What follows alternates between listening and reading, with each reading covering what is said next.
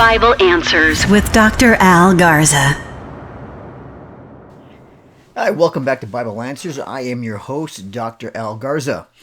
So what I'm going to do today is I'm going to answer a question in brief regarding Psalm 82. Now, I've been emailed this for quite a while, but I never really responded to it or never really addressed it. But I think it's time to address it because there's a lot of different ideas of what Psalm 82 actually means in context regards to the divine council of gods, where God takes his place among the gods in a divine council type of way. So there are other Hebrew scholars out there, well known, who interpret this as being in heaven, as well as being a group of gods, so to speak, amongst God. That God comes amongst them as a council, and he's talking to them in regards to judgment and so forth. And so I want to make this kind of clear on my position because I don't hold to what some Hebrew scholars believe as far as their interpretation of being a divine council. I think this is speaking to judges of the earth, again, referring back to the term Elohim. Elohim, which is the plural form of El, which is, God, and then we have Elohim, gods. And this particular passage deals with gods, but also Elohim in Hebrew. It could also be interpreted as, or translated, as judges and powers. And if you look up how it's interpreted amongst non-divine beings of humans, it could also reference judges as being called Elohim because of the authority. So when you come to the first 5 books of Moses, the Torah, you see also men, which we're going to show and talk about regarding being called Elohim or judges, because God gives the Torah and they are judged by the Torah. And the ones who are bringing the judgment through the Torah are the priests and the men who are appointed by God to be judges, to be Elohim. So this is kind of a little bit, people have written books on this. I've seen lectures about this saying that this is a divine council in heaven and so forth. To me, though, it's kind of ignoring the complete context. And it's also ignoring a very important piece of this, in my opinion, in regards to how the Targum reads, the Aramaic translation of the Hebrew. And I say that because the Targum is a type of Jewish commentary to the Hebrew scriptures. Even though it's an Aramaic, again, it's a type of commentary where the Jews would translate the Hebrew into Aramaic and then kind of write things in there that is not in the Hebrew in order to give better understanding of what's being said in the Hebrew, but of course in the Aramaic. So in the synagogues and so forth, when they read the Hebrew scriptures, the scrolls, they would bring out the Targum and then read the Targum as a commentary of what the Hebrew is, the meaning of in Hebrew. So it's kind of equivalent to it's equivalent to today's commentaries, where if I'm reading a passage in the Bible, or if you're reading a passage of the Bible and you go grab a commentary off your shelf and say, okay, what does this verse mean? How is it explained or understood? So then you would read someone's commentary and they might give insight into the text and maybe reference other verses and so forth. So it's that's what the Targum is. Even though it's an Aramaic version of the Hebrew scriptures, it's written as a commentary. And the Jews gave it some authority in the reading in the synagogue, in the readings in the synagogues. And there are different types of Targums and so forth. So we need to look at how the Targum reads. The Targum of Jonathan, when it comes to, we're going to look at in Exodus and so forth in the Torah, we're going to kind of see how this authority is found in the New Testament itself. But there is a Targum, and I want to reference the Targum as well, of Psalm 82. Now I'm going to read the English translation of the Targum, and then I'm going to kind of explain how this does not point to a divine council. So let me kind of get this set up here. We're going to be reading in Psalm 82 from the Targum translation, and I'm going to kind of reference it as far as I'm going to read it in the English as how it's interpreted, how it's translated in interpretation of this particular passage of Psalm 82. So it talks about, as for God, his Shekinah dwells in the assembly of the righteous who are mighty in the law, or in the Torah. He judges among the judges of truth. How long, O you wicked, will you judge falsely and show partiality to the wicked? Forever, judge poor and the orphan, vindicate the afflicted and the poor, rescue the poor and weak, deliver them from the hands of the wicked. So it goes on to talk about how, God says, and I said, you are reckoned as like the messengers and like the messengers of the height, all of you, but you shall surely die like the sons of men and fall like one of the princes. If you read it carefully, you'll understand that this is talking about the judges of the earth, the men. And again, he talks about them, he reckoned them like messengers and the messenger of the height, all of you, but you shall surely die like the sons of men. But he also talks about this word is the Elohim is not found in the Aramaic, in the Aramaic form, but it talks about the righteous who are mighty in the Torah. Those would be the judges of the earth who hold the Torah and judge the people according to the Torah, and they're responsible for bringing righteous judgment to the people. This is not talking about a divine Elohim council. This is speaking specifically how God is going to judge the judges who judge unrighteously and are not judging according to the Torah, and they are simply doing things, and the people who are doing wicked, they're just letting them do their wicked thing and not bringing the righteous judgment upon them. That's why he says, will you judge falsely and show partiality to the wicked forever? That's mean you're going to continue to do this. Judge the poor and the orphan, vindicate the afflicted and the poor, rescue the poor and weak, deliver them from the hands of the wicked. It says they do not know how to do good, nor do they understand the Torah, the law. They walk about in darkness. Therefore, the feet of the base of the earth are shaken. And again, he equates them as like the messengers on high. And again, he talks about them how they will die like the sons of men, that they are.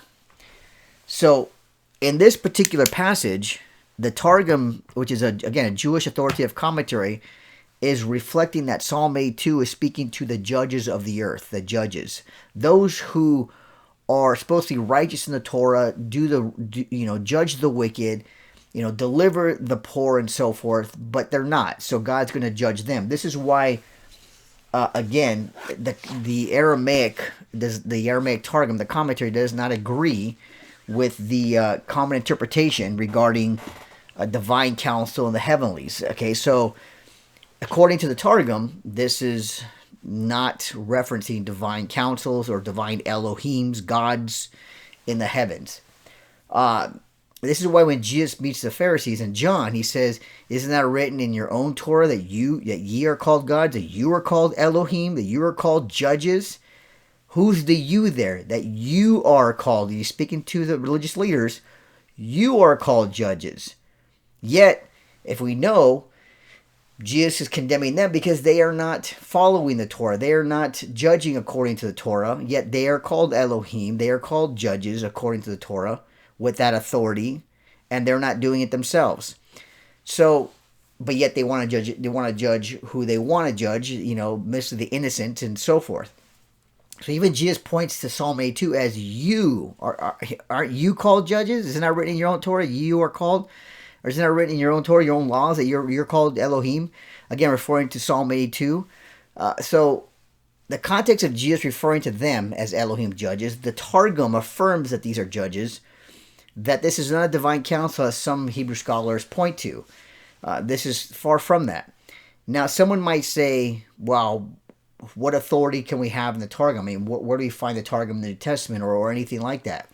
In fact, we do find a quotation of the Targum in the New Testament, and it's by Paul, the trained Pharisee, the one that Jesus appeared to and chose to go to the nations, to the Jews and the Gentiles, and go to the nations and bring the gospel. He actually he references the Targum. And he does this in 2 Timothy. And most people miss this because they don't understand where it's coming from.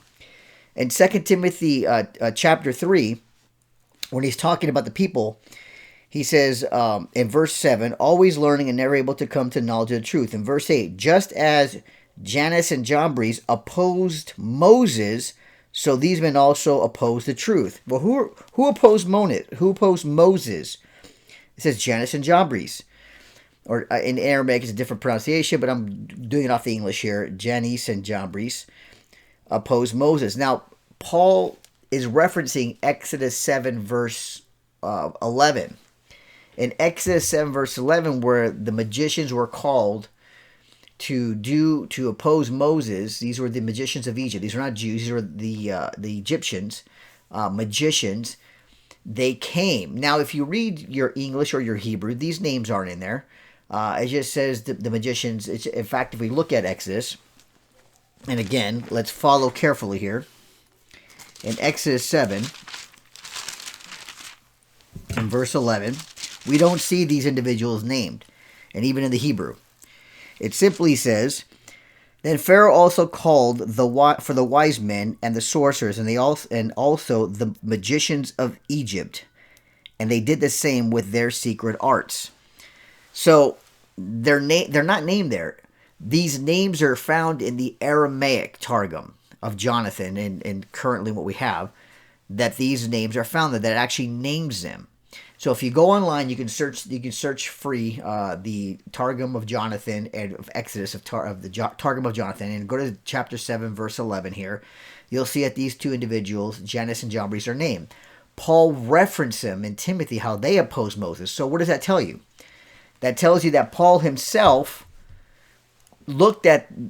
followed the Targum commentary and with some authority, to the fact that he referenced them to Timothy as if these were real individuals in Exodus.